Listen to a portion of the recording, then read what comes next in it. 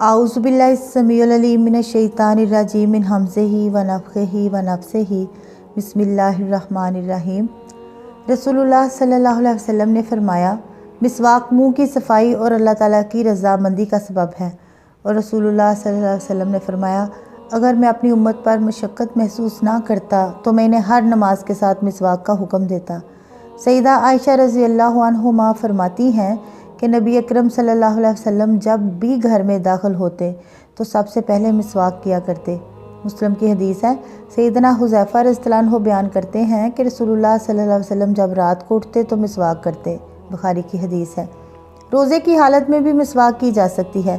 سیدنا ابن عباس رضی اللہ عنہ فرماتے ہیں کہ رسول اللہ صلی اللہ علیہ وسلم نے روزے کی حالت میں مسواک کی۔ رسول اللہ صلی اللہ علیہ وسلم نے فرمایا، وضو کے بغیر نماز قبول نہیں ہوتی۔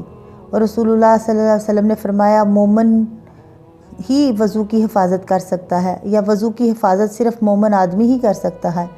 وضو وہی صحیح ہے جو اللہ تعالیٰ کے حکم اور رسول اللہ صلی اللہ علیہ وسلم کے طریقے کے مطابق ہوگا، اس کے علاوہ صحیح نہیں ہوگا۔ ارشاد نبوی صلی اللہ علیہ وسلم ہے، جس نے اللہ کے حکم کے مطابق مکمل وضو کیا تو اس کی فرض نمازیں کفارہ ہوں گی ان گناہوں کی جو ان کے درمیان کیے ہوں گے۔ رسول اللہ صلی اللہ علیہ وسلم نے فرمایا کہ وضو کرنے سے گناہ دھل جاتے ہیں۔ جو شخص اچھے طریقے سے وضو کرے اس کے جسم سے گناہ نکل جاتے ہیں۔ اور آپ صلی اللہ علیہ وسلم نے فرمایا کہ قیامت کے دن میری امت کو جب بلایا جائے گا تو وہ اس حال میں آئیں گے کہ ان کے چہرے اور ہاتھ پاؤں سفید چمکتے ہوں گے وضو کے نشانات کی وجہ سے۔ اور آپ صلی اللہ علیہ وسلم نے فرمایا، جنت میں مومنوں کو وہاں تک زیور پہنایا جائے گا جہاں تک ان کے وضو کا پانی پہنچتا ہے۔ سیدنا ابو ہریرہ رضی اللہ عنہ سے روایت ہے کہ رسول اللہ صلی اللہ علیہ وسلم نے فرمایا، کیا میں تمہیں ان اعمال کی خبر نہ دوں جن کے ساتھ اللہ تعالیٰ غلطیاں مٹاتا ہے اور درجات بلند فرماتا ہے؟ صحابہ نے عرض کیا، کیوں نہیں ہے اللہ کے رسول؟ آپ صلی اللہ علیہ وسلم نے فرمایا، اس وقت کامل سنوار کر وضو کرنا جب سردی کی وجہ سے دل نہ چاہتا ہو، اور مسجدوں کی طرف زیادہ قدم اٹھانا اور ایک نماز کے بعد دوسری نماز کا انتظار کرنا، یہی تمہارا رباط ہے۔ وضو شروع کرنے سے پہلے طہارت کی نیت کریں۔ ارشاد نبوی صلی اللہ علیہ وسلم ہے، انما الاعمال بالنیات، یعنی ہر کام کا جو دار و مدار ہے وہ نیت پر ہے۔ وضو کی نیت زبان سے کرنا صحیح نہیں کیونکہ یہ کسی حدیث سے ثابت نہیں۔ اگر وضو والے اعضاء میں سے کسی عضو پر پینٹ، نیل پالش یا کوئی ایسی چیز لگی ہو جس سے پانی جلد تک نہ پہنچے تو اسے وضو سے پہلے اتارنا ضروری ہے، کیونکہ اگر جلد تک پانی نہ پہنچے تو وضو نہیں ہوتا۔ رسول اللہ صلی اللہ علیہ وسلم نے فرمایا، بسم اللہ پڑھ کر وضو کرو۔ مزید فرمایا، جو شخص وضو کے شروع میں اللہ کا نام نہ لے اس کا وضو نہیں ہوگا۔ وضو کے شروع میں مکمل بسم اللہ الرحمن الرحیم پڑھنے کا ذکر کسی صحیح حدیث میں نہیں ہے، اس لیے صرف بسم اللہ کہنا چاہیے۔ وضو کرتے ہوئے ہر عضو میں پہلے دائیں طرف دھوئیں پھر بائیں طرف۔ سیدہ عائشہ رضی اللہ عنہا فرماتی ہیں کہ نبی اکرم صلی اللہ علیہ وسلم کو طہارت میں دائیں طرف سے شروع کرنا پسند تھا۔ دونوں ہاتھ کلائیوں تک دھوئیں۔ ہاتھ اور پاؤں دھوتے وقت پوروں کو اچھی طرح مل کر دھونا چاہیے، کیونکہ رسول اللہ صلی اللہ علیہ وسلم نے فرمایا، 10 چیزیں فطرت میں سے ہیں اور انگلیوں کے پوروں کو دھونا ان میں سے ایک ہے۔ مسلم کی حدیث ہے، ہاتھوں کی انگلیوں کے درمیان خلال کریں، ایک چلو پانی لیں، آدھے سے کلی کریں اور آدھا ناک میں ڈالیں۔ بخاری کی حدیث ہے، منہ اور ناک کے لیے علیحدہ علیحدہ پانی لینا بھی جائز ہے، اور ناک میں پانی ڈالتے ہوئے مبالغہ کریں، یعنی اوپر تک پانی چڑھائیں۔ اگر روزہ ہو تو پھر مبالغہ نہ کریں۔ جب نیند سے بیدار ہونے کے بعد وضو کیا جائے تو ناک میں پانی چڑھا کر 3 بار ناک جھاڑنا چاہیے، کیونکہ شیطان ناک کے بانسے میں رات گزارتا ہے۔ اس کے علاوہ 1 یا 2 بار بھی جائز ہے، بخاری مسلم کی حدیث ہے۔ ناک کو بائیں ہاتھ سے جھاڑیں، یعنی صاف کریں، پھر 3 مرتبہ چہرہ دھوئیں۔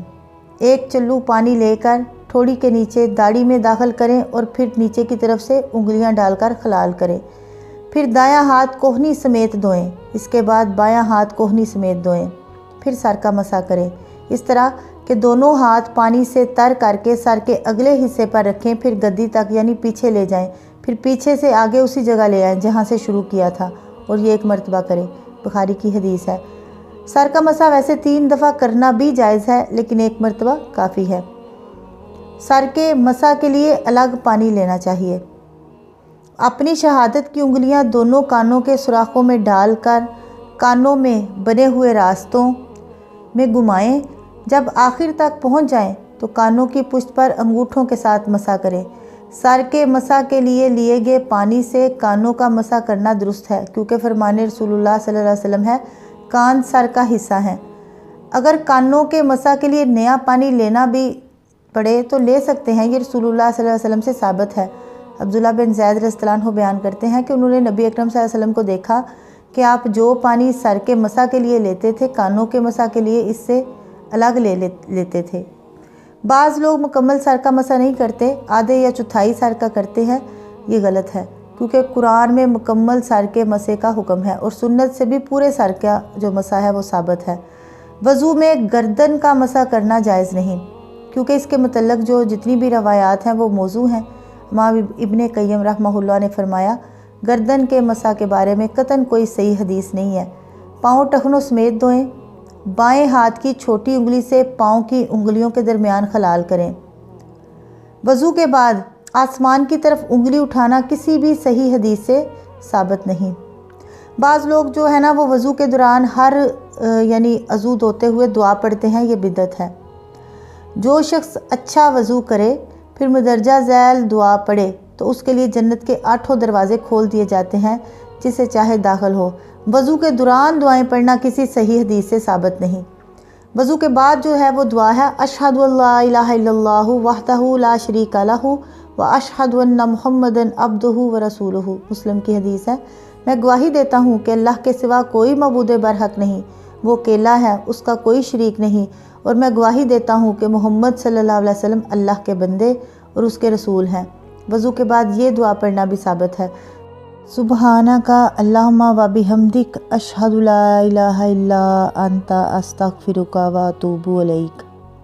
اے اللہ، تو اپنی تعریف کے ساتھ پاک ہے، میں گواہی دیتا ہوں کہ تیرے سوا کوئی سچا معبود نہیں، میں تجھ سے بخشش مانگتا ہوں اور تیری طرف توبہ کرتا ہوں۔ وضو کے تمام اعضاء کو 1 2 اور 3 مرتبہ دھونا جائز ہے۔ 3 سے زیادہ مرتبہ دھونا ہرگز جائز نہیں۔ ایک دیہاتی نے رسول اللہ صلی اللہ علیہ وسلم سے وضو کے متعلق پوچھا تو آپ صلی اللہ علیہ وسلم نے اسے وضو کر کے دکھایا۔ اس میں آپ صلی اللہ علیہ وسلم نے 3 مرتبہ اعضاء دھوئے، پھر فرمایا، یہ وضو کا صحیح طریقہ ہے، بس جس نے اس سے زیادہ کیا اس نے بہت برا کیا، حد سے تجاوز کیا اور ظلم کیا۔ ہر عضو کو مل کر دھونا چاہیے تاکہ اچھی طرح صفائی ہو جائے، محض پانی بہا لینے سے صفائی نہیں ہو سکتی۔ تمام اعضاء جو ہیں وہ ترتیب سے دھونے چاہیے۔ رسول اللہ صلی اللہ علیہ وسلم ہمیشہ ترتیب سے وضو کرتے، کبھی ترتیب کے خلاف وضو کرنا ثابت نہیں ہے۔ ایک حدیث میں ہے کہ ابو الجبیر الکندی رسول اللہ صلی اللہ علیہ وسلم کے پاس آئے تو آپ صلی اللہ علیہ وسلم نے اسے وضو کرنے کا حکم دیا۔ اس نے چہرہ دھونے سے ابتدا کی تو آپ صلی اللہ علیہ وسلم نے فرمایا، اپنے چہرے سے وضو شروع نہ کرو، کیونکہ یہ طریقہ کافروں کا ہے۔ وضو کے اعضاء میں سے کسی جگہ کا خشک رہ جانا عذاب کا باعث ہے۔ رسول اللہ صلی اللہ علیہ وسلم کچھ لوگوں کی ایڑیاں خشک دیکھ کر فرمایا، خشک ایڑیوں کے لیے آگ کا عذاب ہے۔ اگر وضو کے اعضاء میں سے ناخن کے برابر بھی جگہ خشک رہ گئی تو وضو نہیں ہوگا۔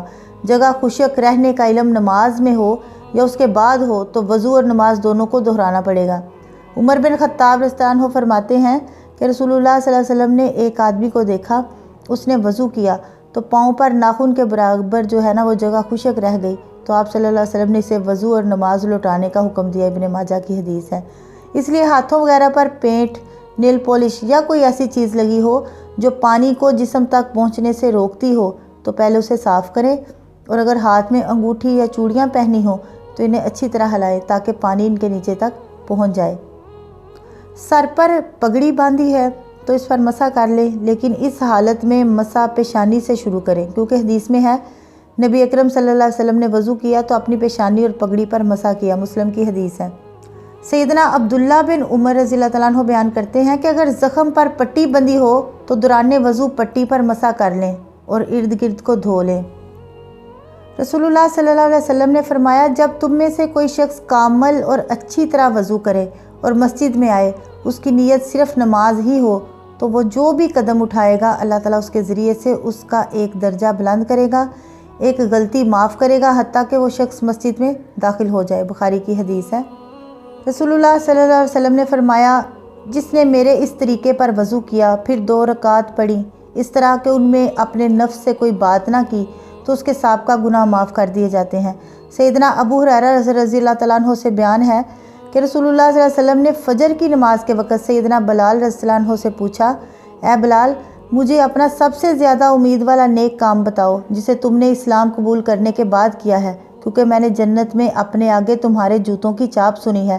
سیدنا بلال رضی اللہ عنہ نے کہا، میرے خیال میں نے جو سب سے زیادہ امید والا کام کیا ہے وہ یہ ہے کہ میں نے رات یا دن میں جس وقت بھی وضو کیا تو میں نے اس وضو کے بعد نفل ضرور ادا کیے جتنے میری قسمت میں لکھے تھے کہ میں پڑھوں۔ وآخر دعوانا ان الحمد للہ رب العالمین۔